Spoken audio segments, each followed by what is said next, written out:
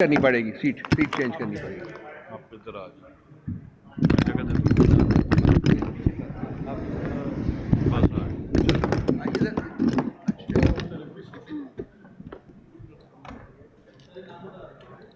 سدرا مرتضی اپنا تعارف کرا دیجیے گا. جی، میرا نام سدرا مرتضی ہے. علی رضا میرے بھائی ہیں اور 9 مئی سے وہ ملٹری کی کسٹڈی میں ہیں. ملٹری کی کسٹڈی میں تو نہیں کہہ سکتی، پہلے تھانے میں تھے، اس کے بعد جیل میں، اور اس کے بعد اے ٹی سی نے انہیں ملٹری کی کسٹڈی میں دے دیا تھا.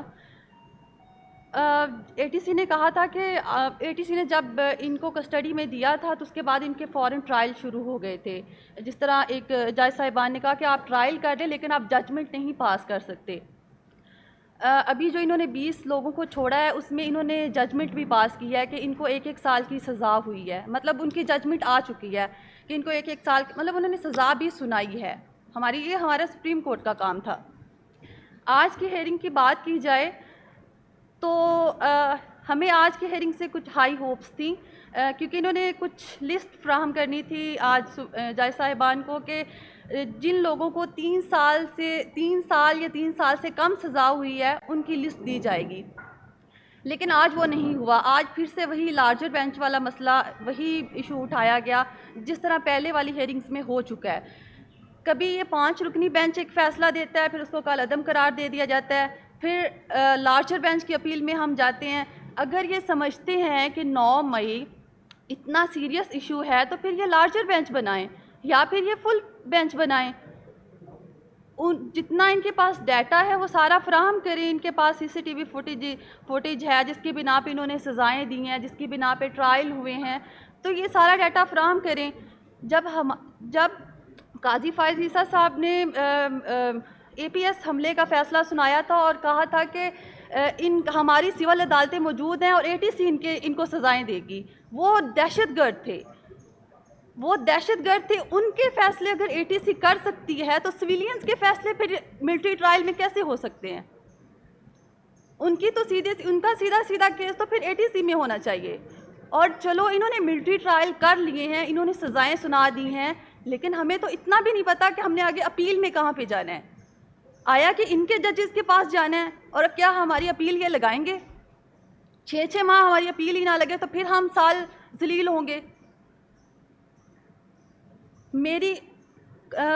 انہوں نے 105 لوگ پکڑ لیے تھے، ملٹری نے اپنی کسٹڈی میں رکھ لیے.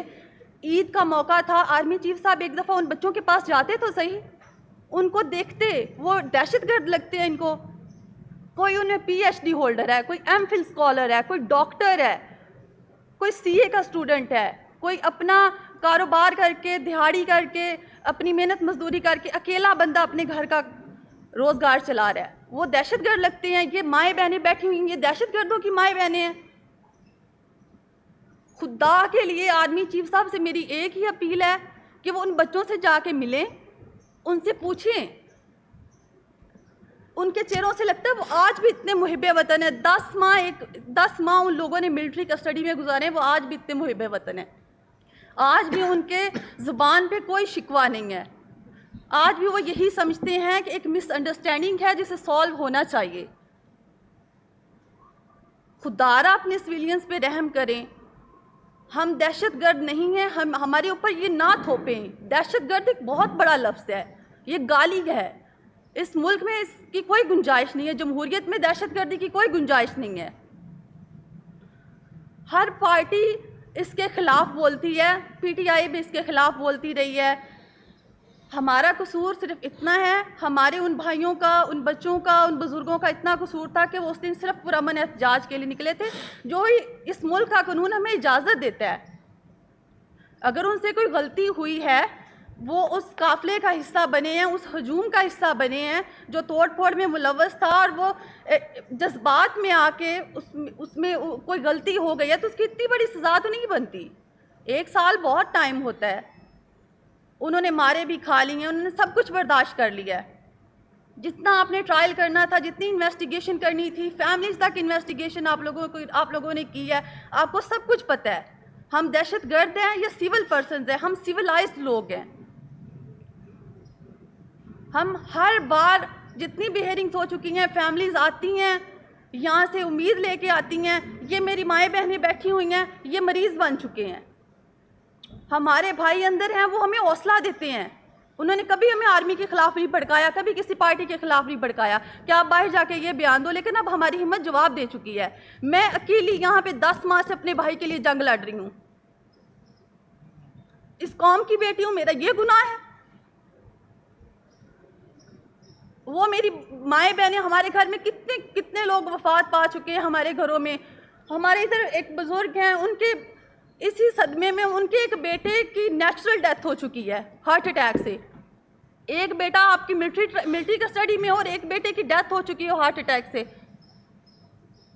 آپ اس انکل کی آپ دیکھیں, وہ داؤد خان ہیں, آپ انہیں دیکھیں تو صحیح, صرف 2 منٹ کے لیے ان کو دیکھیں, ان کا وجود سارا کانپ رہا ہوتا ہے.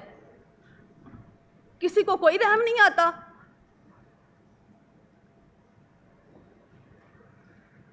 ہم صرف اپیل کر سکتے ہیں, ہمارا کوئی شکوہ نہیں ہے. انہوں نے 9 مئی کی انویسٹیگیشن کروانی ہے, نہیں کروانی ہے, ہمارا اس سے کوئی لینا دینا نہیں ہے. ہمارے بچوں کو فری کیا جائے, ان کی کوئی سزا بنتی ہے, ان کو طریقے سے سول کورٹس میں پیش کیا جائے. ہر ماہ ہم دھکے کھاتے ہیں, ہر ماہ ہم دھکے کھاتے ہیں.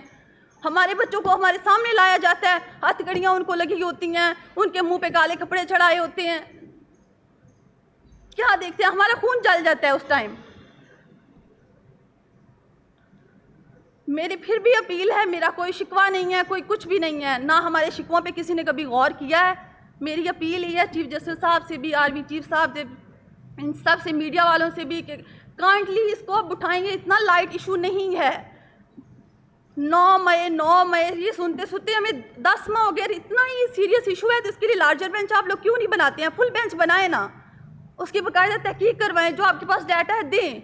کسی کو پھانسی کی بھی سزا ملتی ہے تو دیں آپ انہیں, وہ حقائق تو سامنے لے کے آئیں کم از کم.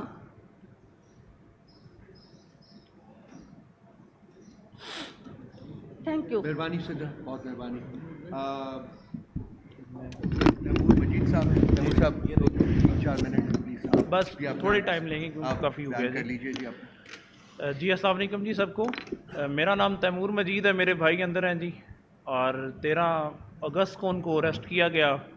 5 مہینے ہمیں نہیں پتہ جی بھائی کہاں پہ ہے, کسی کو کچھ نہیں پتہ. اور پھر اچانک پتہ چلتا ہے جی کہ آرمی کی کسٹڈی میں ہے.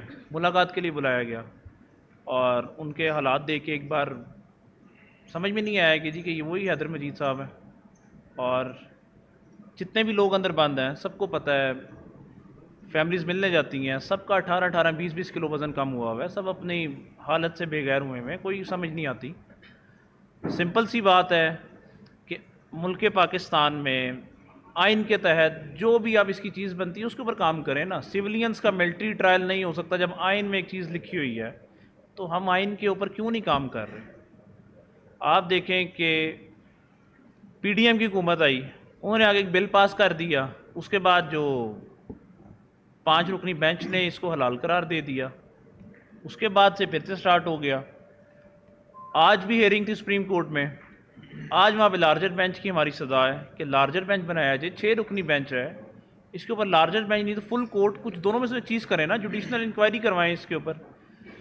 ہمارے بندوں کی نہ کوئی تصویریں ہیں, ٹرائل کیا گیا اندر ملٹری ٹرائل, لائرز کو صرف ایک وکیل اندر جانے دیا, کوئی اس کو چارج شیٹ نہیں دکھائی, کوئی کچھ نہیں دکھایا. اگر ان کی کوئی چارج شیٹ ہے ان کو دکھائیں تو صحیح کہ اوپر ان کے اوپر کیا توڑ پھوڑ کر رہے ہیں, کہاں پہ پائے گئے ہیں. کوئی تصویر نہیں ہے, کوئی ویڈیو نہیں ہے, کچھ بھی اس کے اندر نظر نہیں آ رہا. کوئی پروف تو دکھائیں. صرف اس بنا پر کہ عمران خان کے ساتھ ایک سیاسی لگا ہوا ہے ہمارا, اس بنا پر کہ ان کو اندر بٹھا لیا اور ملٹری کے حوالے کر دیا.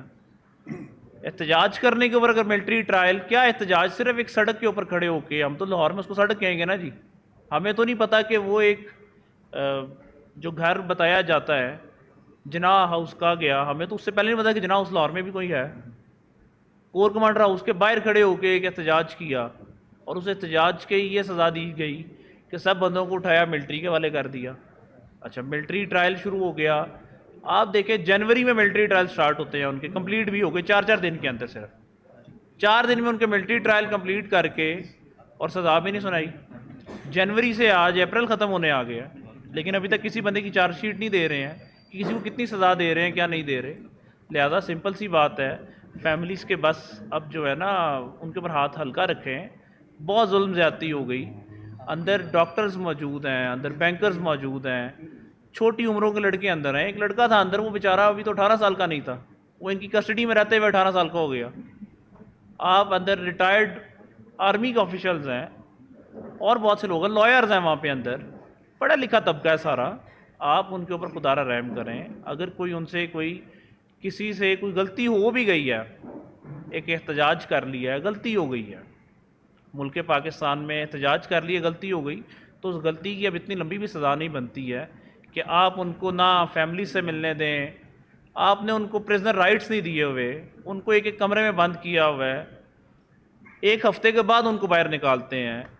آپ جیلوں میں بھی تو لوگ موجود ہیں نا, جیلوں میں ایک پریزنرز رائٹ ہوتے ہیں, جیلوں میں لوگوں کو پریزنرز رائٹ دیے جاتے ہیں. صبح 8 بجے 9 بجے ان کو نکالتے ہیں, مغرب کے ٹائم بند کرتے ہیں, وہ ایک کھلی فضا میں وہاں پہ گھومتے ہیں اندر.